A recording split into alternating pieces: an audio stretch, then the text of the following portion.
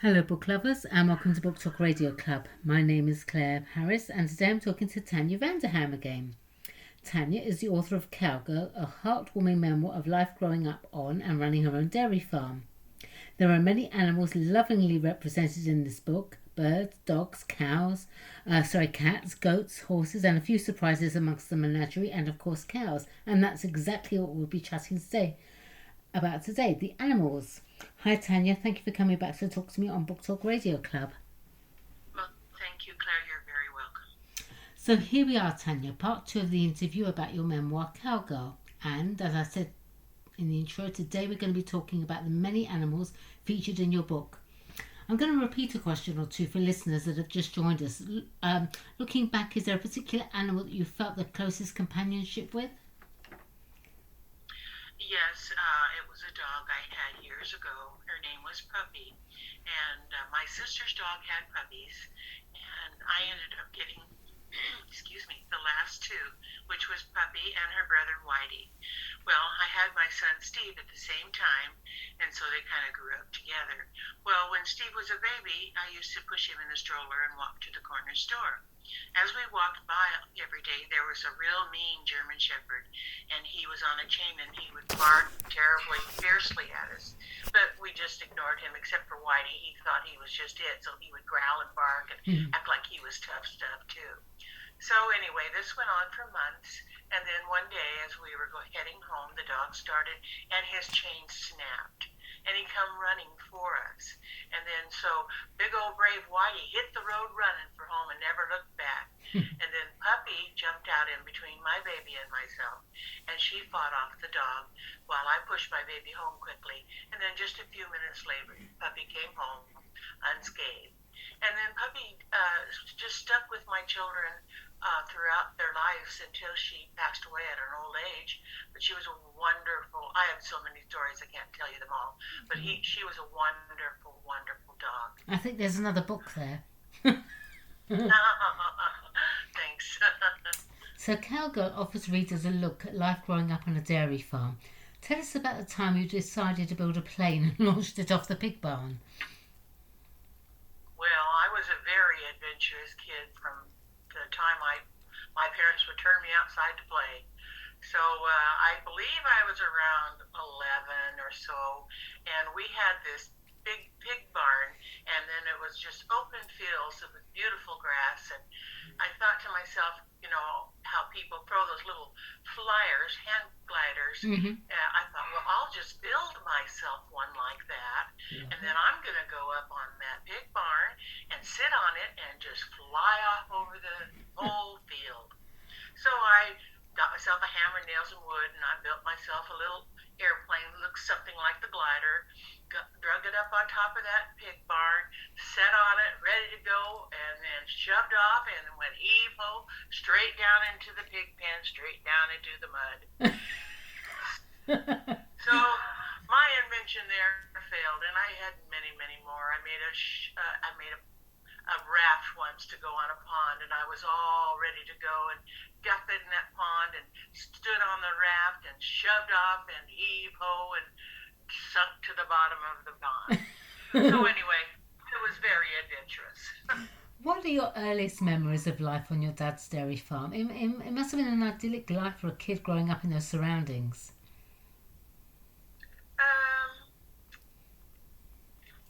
Well, this is just kind of a little silly thing, but when I was, like I said, very adventurous, and I would watch TV, and I loved the Little Rascals and stuff, and you got ideas like that. So I was angry one day at my mother. I was 5 years old, so I got myself a pole and a hanky, and I put myself an apple, and I made myself a sandwich, and wrapped it up in the pole, and put it on the end of the stick, and I was running away from home. So I went out the back door, crossed our backyard, and went across a little drive, and there was the pen where they had all the newborn calves in each individual pens. And they were so cute, and I just was looking at them all. And I saw a particular white one that was just snowy white, and she was laying there all curled up, and I crawled in that pen, and I was petting her, and I don't remember what happened, but all I know, I fell asleep, and several hours later, I felt my dad reach down and pick me up, and carry me in the house. So I just did silly little things all the time, and growing up on a farm as a child was absolutely wonderful. I can imagine. I can imagine. I remember my mum and dad used to take me to a farm when I was about 6 or 7 every year for I don't know how many years. But I just remember those vacations like they were yesterday. They were absolutely wonderful. So Yes. milk doesn't just appear in the grocery store chiller cabinet. We forget that is a process involved, including cows, of course. Can you describe a day in the life of a dairy cow? Yes. Well, they have individual pens. Our particular dairy, we had 30 in a pen. And they would, about 5 in the morning, the milker would go out to the pen. The cows would all be sleeping, and they'd say, "Get up, come on, girls, let's go." And they all knew the routine, so they'd all stand up and stretch for a couple minutes, and then they'd all start going single file down the alleyway to the sprinkler pen, where they would go inside the sprinkler pen, and that would give them a good shower. And then they would individually go into little stalls where the milker would hand wash their udders and then dry them with the towel and then milk them. And they would have grain in that little stall. So when they were done milking, they would release them. They would walk back to their pen where they had fresh, delicious, they thought, alfalfa, and they would eat their hay and drink some water and then go lay down and make some more milk and sleep, and that would be repeated 12 hours again later. A bit different from today with the factory milking places. What was your question again? Sorry, I said a bit different from today's factory milk. Oh, yes, yes. And it just was so hands-on then. When you were a baby, your dad managed a dairy and had a herd of 500 Holstein milking cows. Tell us about that breed. Are they bred to be milking cows? Well, the Holsteins, that's the black and white cows. They are very docile, a docile breed, and they have a good longevity, and also they give the most milk of all the breeds of dairy cows. And their milk is a very good quality. It is the percentage of cream in it is nice, and the protein is very high, and it's just a really good milk that they produce. Oh, right. You say you were taught by the best, your dad, and followed in his footsteps. Being raised around cattle all your life taught you much love and respect for them. When people think cow, they think dumb, old, slow, cud-chewing animals with nothing on their minds. But it's not true, is it? In fact, you say au contraire. So tell us what in fact they are like.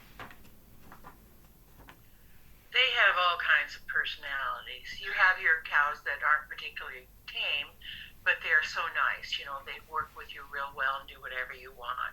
Then you have your completely tame pet cows, which we had about 24 of those that we took to the fairs and took into parks and any kind of things that people wanted. And they were just a pleasure. Then you had the really mean ones. There were some that were just gosh darn mean, and they wouldn't want you to touch them. You could milk them, and that was about it. If you messed around with them, boom, they kicked the daylights out of you. Then you had the ones that were absolutely crazy, which was even worse. We had one that whenever she had her baby, which is probably really good and natural, but you couldn't get the baby away from her to milk her. We had a calf guy go in the pen one day, and we forgot to tell him about her, and he went up to the calf, and pretty soon we saw him flying over the fence. So she was really mean and crazy. And then you have the nervous ones that just look at you like, "Oh God, I hope she's not going to touch me now. I hope it's not my turn. Oh, I'm so nervous." And then you have the ones that are just totally nonchalant. They couldn't care less about anything except for getting their food. You can do what you want. You can go where you want. They don't care. I love that. Apart from cows, you also had birds, dogs, cats, goats and horses. Did you ride using a western saddle and less so the cows, or was that something that only happens out west?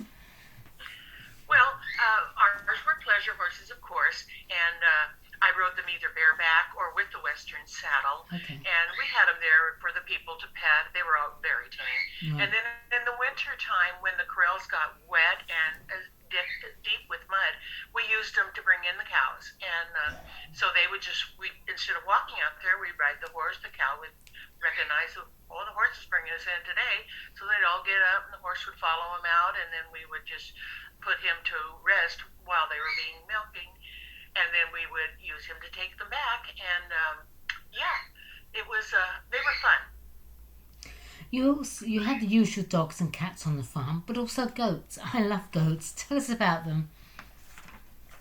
Oh, well, I could go on. I'll tell you one thing. I'll tell you one story, but I'll tell you how we got them first. I decided we would get some goats for the dairy. I love goats too. Had one as a child. And so I went to the LA County Fair and I bought 2 Grand Champion 1-year-old pregnant goats. So I brought them home and we raised them. And then after 4+ years, we had 32 goats. So we had to milk the goats. No one wanted to milk the goats. I'd gather up the neighborhood kids and they'd help me milk the goats. We had a little machine, and even my grandkids, I'd grab them and have them help me milk the goats, but nobody really wanted to do it. So, but I have a cute story about one named Carla, and I had to milk the cows that day, and we had at that time 300 cows, and you milk them individually, so it's quite a job. Sure. But also nobody wanted to milk the goats that day, so I decided I would put the machines on the cows, run over to the goats, get the first goat out, put her on the stand, put the machine on her, and run back and check on the cows. So that was my plan. So I went, put the machines on the cows, ran over, opened the gate. Carla came up, jumped up on the table. I started, put the milk machine on her, and I ran back as fast as I could to go to the barn. And I looked to my right, and Carla was running right beside me, looking at me like, "Where are we going? What's wrong? Why are we running?" And I thought, oh boy, I guess this is not going to work. So I finished milking Carla, and then I milked all the other goats after I milked the cows. You also mentioned that there were a few surprises among the menagerie. Would you like to give us an idea? Maybe reveal a surprise or two? Well, I'm going to tell you my favorite story that my children always said, "Oh, Mom, not the Weasels story." I just was so amazed by this, and it's vivid in my mind. I just cannot get over it. I was driving, I also did artificial insemination for lots of other dairy farms. And I was driving out, and it was foggy that day. It was early morning, and I was at a 4-way stop, and no, it wasn't a 4-way stop. I was just waiting to turn. And ahead of me, way down, I saw a big truck was coming. And then I looked to the right, and there were 2 little weasels standing on the side of the road. And they were looking back and forth nervously. And then all of a sudden, they decided to run across the road. Well, no big deal, except for when one weasel got to the side, he turned and looked, and his brother had froze in the middle of the road. Oh, and he was just right stuck there. And the little weasel looked at the truck that was coming way down there, looked at his little brother, looked at the truck, and then went and ran and picked up his little brother by the neck, carried him off the road, and they rolled in the wind as the truck went by. Oh, wow. Of course, there must have been some very funny moments that involved the animals when you ran your dairy farm. What sticks out most in your mind? Well, it happened at the fair. 2 things that happened at the fair, because once a year we would shampoo and clip and get about 20 cows ready to go to the fair. Well, they decided at the fair it would be a good idea to put in a foot bath so that when the cows were done being milked, they would be released and go down this little aisle and have to walk through a foot bath. Right. Because there were so many cows from different farms, it was just a good sanitary idea. So the foot bath was actually, I would say it was about 4 feet wide and maybe 8 feet long, and it was filled with I forget what it was called. Anyway, so it came my cow's turn that weren't used to a foot bath, and I watched to see what they would do, and the first cow looked at it and dove over it, and I thought, So the next one came, and I think she thought to herself, I don't think I could jump that far. So what she did was she picked up her feet, put them on the curbs, straddled the foot bath, and walked tippy-toed across the whole thing and didn't touch it once. Love it. Love it. What age group is the book aimed at, Tanya? I believe it's for all ages. I believe that parents, I'm a big advocate for parents reading. I've done it my whole life. My mother did it. My my daughters and so forth and so on. But reading to your children is very, very important. Yeah. So I think that from age 10 up, they can read it by themselves.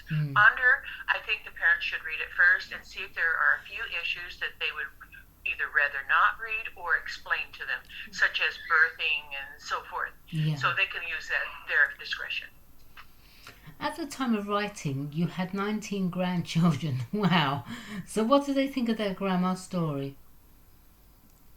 Well, they love it, and they are very proud of me. Also, remember, most of them, or I probably didn't say, but most of them have been on some of these excursions as far as delivering babies and helping sick cows and so forth. So I would say all but the last 3 have done so many, milk the goats, which they didn't like. They've all done that, so they know these experiences also. So it is wonderful that I could share that with them. Let's just mention some of the lovely reviews for Cowgirl, including such a nice book full of heartwarming and educational stories. My kids crack up listening to me read them a chapter each night. Great buy. And great stories of things that have happened to a remarkable lady. Overall, this is a wonderful book to pick up if you are looking for something easy to read, but yet fascinating at the same time. That's fantastic, Tanya. Well done. Great reviews.